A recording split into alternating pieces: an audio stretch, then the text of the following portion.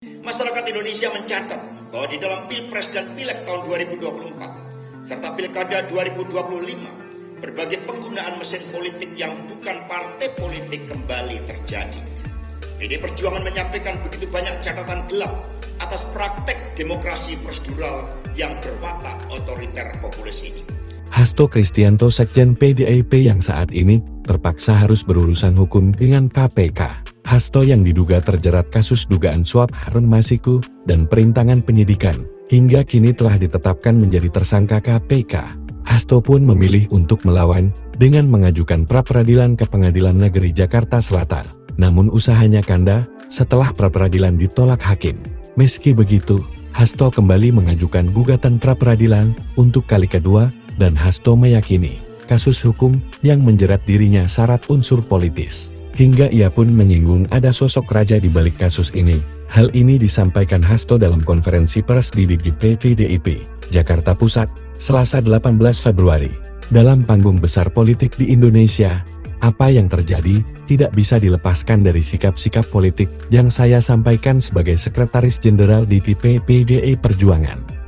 Di sikap kritis itulah yang menciptakan hadirnya rasa tidak senang dalam diri seorang yang mengidentikan dirinya sebagai raja, ujar Hasto. Tetapi Hasto tidak menyebut secara gamblang siapa sosok raja yang dimaksud. Namun sosok raja sempat disinggung oleh Ketua Umum Golkar, Bahlil Lahadalia, pada tahun 2024. Bahlil meminta siapapun tidak main-main dengan sosok raja. Di sisi lain, Hasto juga membeberkan ada 4 sikap kritis PDIP yang memicu sang raja murka hingga berujung dirinya jadi tersangka KPK. Pertama, penolakan terhadap kehadiran Israel dalam Piala Dunia U20 tahun 2023. Hasto mengatakan, sikap PDI Perjuangan menolak Israel karena berpihak pada konstitusi, sejarah, dan prinsip-prinsip kemanusiaan yang tertuang dalam Dasar-Sila Bandung.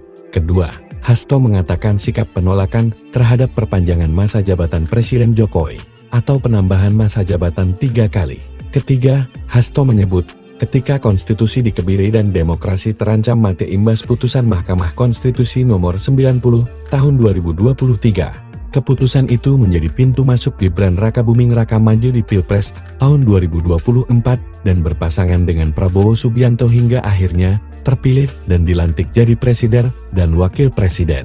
Hasto menyebut putusan MK itu abuse of power karena menggunakan hukum dan diduga penuh dengan intimidasi dan penggunaan kekuatan kapital akibat campur tangan Jokowi dan Ketua MK kala itu, Anwar Usman. Keempat, Hasto menilai masyarakat Indonesia mencatat dalam Pilpres dan Pileg tahun 2024, serta Pilkada serentak berbagai penggunaan mesin politik yang bukan partai politik kembali terjadi. PDIP, kata Hasto, memiliki catatan gelap terhadap berwatak otoriter populis ini. Bahkan bujuk rayu melalui bansos pun dilakukan untuk membius kesadaran rakyat, tutur Hasto.